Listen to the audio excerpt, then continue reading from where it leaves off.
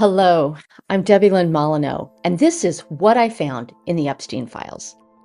For those of you who don't know, I have been looking at the Epstein files as this lesson in power and how power is so corrupting. It touches so many aspects of our lives, and we don't even realize it. So I've been doing some research, some amateur investigative research into the Epstein files themselves or through publicly available records. So I wrote a piece a couple weeks ago called Who is Jide Zeitlin? And I got a very interesting email that ended with this line. Jide Zeitlin is a con man, a pervert, and a thief.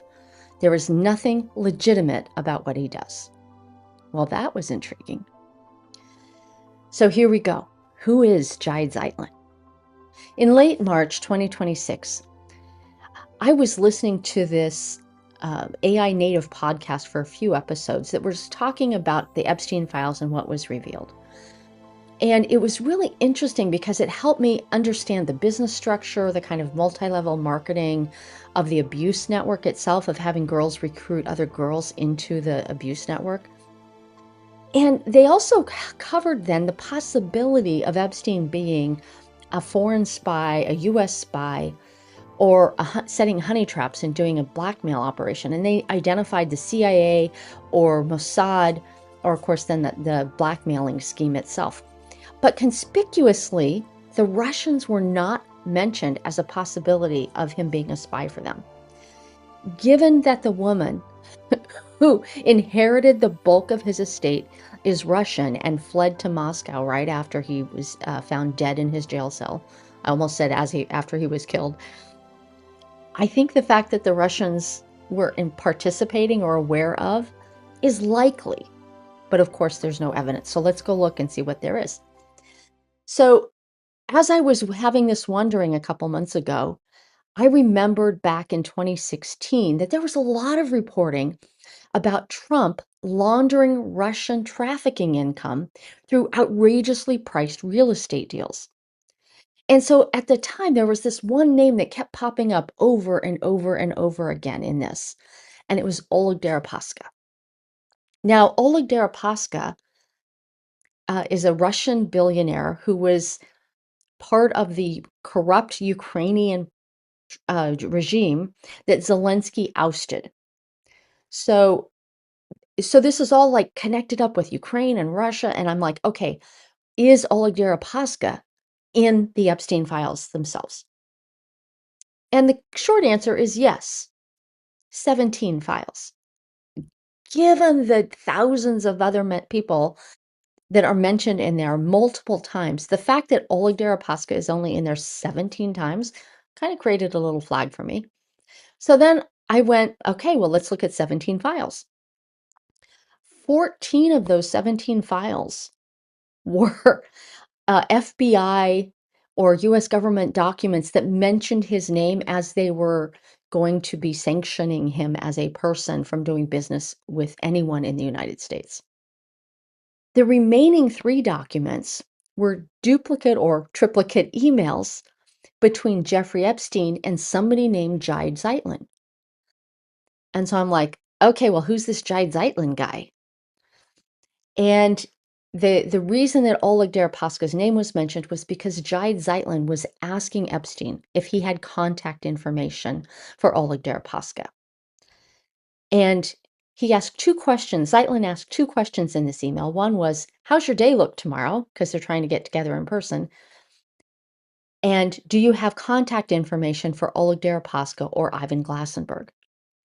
Epstein replied, easy. Does 11 work? And this was on May 4th, 2018. So I wondered about this Jide Zeitlin guy. Who is he and why is he interested in getting in touch with Oleg Deripaska? And so when I looked up Jide Zeitlin's name, he has 311 files listed. And I identified at least 2 that were referenced, but not public. Actually, I think it was 3 that I cover in the longer form blog. But first of all, let me just give you a little background on Jide Zeitlin. He was born in Nigeria, and his mother was a maid for the Zeitlin family. And so she was single, and In his early life, she would take him to work with her and he would play with the Zeitlin children. His father, or the Zeitlin father, was a foreign correspondent for the Associated Press. So he actually ended up working all over the world. When he left Nigeria, Lagos, Nigeria, he suggested to Jide's mother that they could provide more opportunities for him than she could.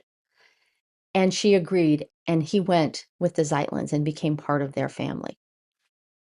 So he eventually, they went from Pakistan to Manila, the Philippines, and then he ended up living in Connecticut by age 11. He attended private schools and he developed friends among wealthy families. He went to Amherst College, where he graduated with a degree in finance and ended up working for Goldman Sachs. And he was there for 20 years.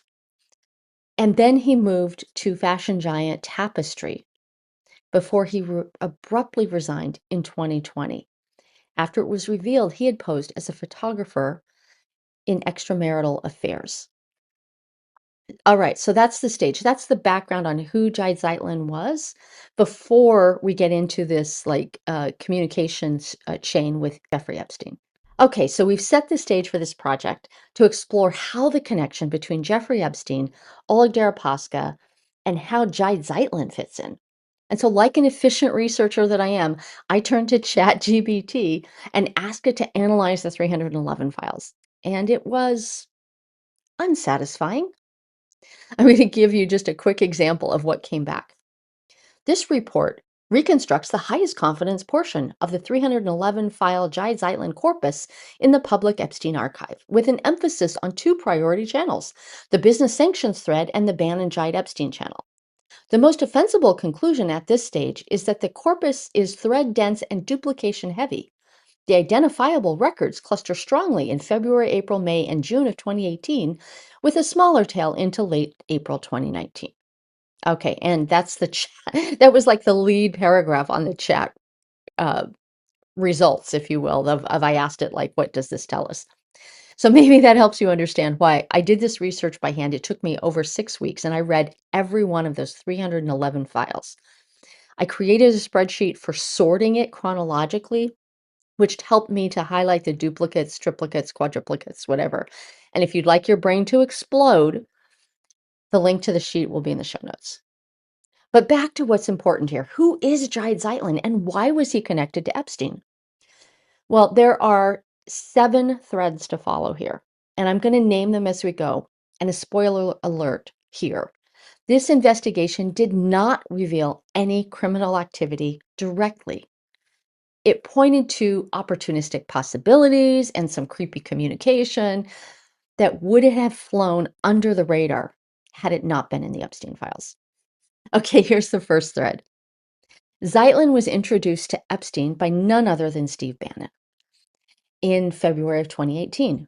And after they had an initial phone call within a day or two, their first in-person meeting happened in late April. And then by the first week of May, Zeitlin was visiting Epstein at the Palm Beach house.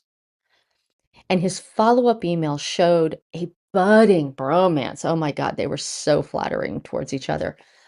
And what happened is in the house is not revealed, but I can say that I am fairly certain Zeitlin had sex with somebody. And given the tone of his thank you email, it just seems very likely. So that's thread 1, Steve Bannon. Thread 2, it was during this early May period that Epstein introduces Zeitlin to Sultan bin Sulayem, who was looking for an advisor in West Africa to make infrastructure investments for his company. And Zeitlin knows ministers in Nigeria, and in the exchanges, he's noting that he got stuck at the White House, telling Epstein that he didn't get to meet Sultan in person. And he throws in that he also met with the vice president. 2018, Vice President Pence? Or was he actually talking about the vice president of Nigeria? It's really unclear.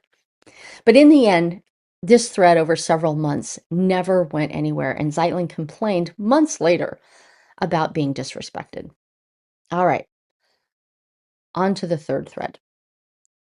In an email on May 5th, 2018, this was the day after the Palm Beach visit, Zeitlin thanks Epstein for his thoughts regarding Deripaska. And they exchange articles about US sanctions that name Deripaska personally and the three companies from which he must divest if those companies want to do business in the United States. And they reference a mutual friend throughout this thread of their relationship. So I would guess, but cannot prove, that Zeitlin wanted to insert himself in place of Deripaska for these three companies, to act as a straw man, but not appearing to be one. At best, this is a fantasy of Zeitlin. At worst, it's an illegal maneuver to avoid US sanctions. The next exchange happens a couple of weeks later and indicates that the plan is proceeding. And they share this article from the Financial Times about Glencoe shares are falling. And then Zeitlin mentions that he is getting to Bolton and or Kudlow, both Trump administration officials, this week. The next email from Epstein admonishes him that email is not a secure channel. Duh. Okay.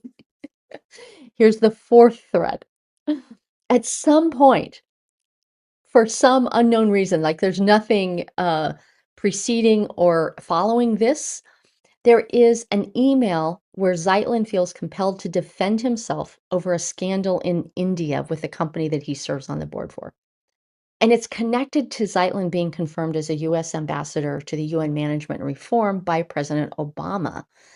And he's stating that he was cleared, which of course was later debunked, and the nomination was withdrawn. So here we are on the fourth thread. I'm going to bounce back to, because the third thread picks up again in July when the Barker Plan is shared between Zeitlin and Epstein. Now, this document looks very confidential from a consultant firm who works on crisis management and the people who were involved in the Barker Plan, which is not Epstein and Zeitlin, by the way. So I'm just wondering how Zeitlin got a hold of it. But the plan itself is outlining how Deripaska is divesting primary control of the three companies, and they are requesting an extension with the U.S. Treasury Department to complete the divestment. And Zeitlin knows this looks a lot like my plan. All right, picking up, leaving that third thread alone, we're going to go to the fifth thread, because later that year, a fifth thread pops up, and it looks like Epstein and Zeitlin are looking at consulting and influencing politics in the Democratic Republic of Congo. And nothing appears to have matured out of this other than these two men speculating on how they could have an opportunity there. The sixth thread was Epstein introducing Jide Zeitlin to Deepak Chopra, spiritual guru to many, disappointed to millions at the moment. Deepak Chopra shared a video that I could not find. I looked. If anyone out there has it, please share it with me. But I wonder if Zeitlin and Chopra connected later on, and if so, what happened? Like, it's just idle curiosity on my part. Nothing else notable was in the files here. So that sixth thread died. And by January of 2019, the relationship between Zeitlin and Epstein is clearly waning. Zeitlin is not responding quickly to Epstein's requests for meetings. And it's noted that there is one exchange where it's noted that Deripaska is looking to divest his remaining 20% share of the energy company that he owns if the restructuring plan is not approved and private investment is a possibility. So this appears to be just kind of like a little update on thread 3, but nothing happens there. All right, the seventh and final thread picks up in February of 2019 when Epstein emails his friend, who is the CEO of Tapestry, and asks him to interview a young woman for a job. She brings cookies, and he tells her, and Zeitlin ends up telling her to update her CV to explain the 2-year gap when you work for a businessman whose name you don't have to share. And that's what I found in the Epstein files about Jide Zeitlin, but this isn't the end of that story. After publishing this very long blog about who is Jide Zeitlin that seemingly proves nothing, I was contacted by a woman who I will call Grace, who thanked me for the story. And she sent me additional emails between the young woman who was looking for a job and Epstein. And in those emails, Epstein was coaching her how to provide sexual favors for Jide Zeitlin in order to get an interview with the HR department. Grace was also the woman who caused Zeitlin's departure from Tapestry and the appointment to the UN withdrawn by the Obama administration. She knew Jide Zeitlin very well because she was romantically involved with him about 20 years ago. And she closed one of her emails with that assessment that I read at the top. Jide Zeitlin is a con man, pervert, and a thief. There is nothing legitimate about what he does. Healing takes time. Finding justice helps.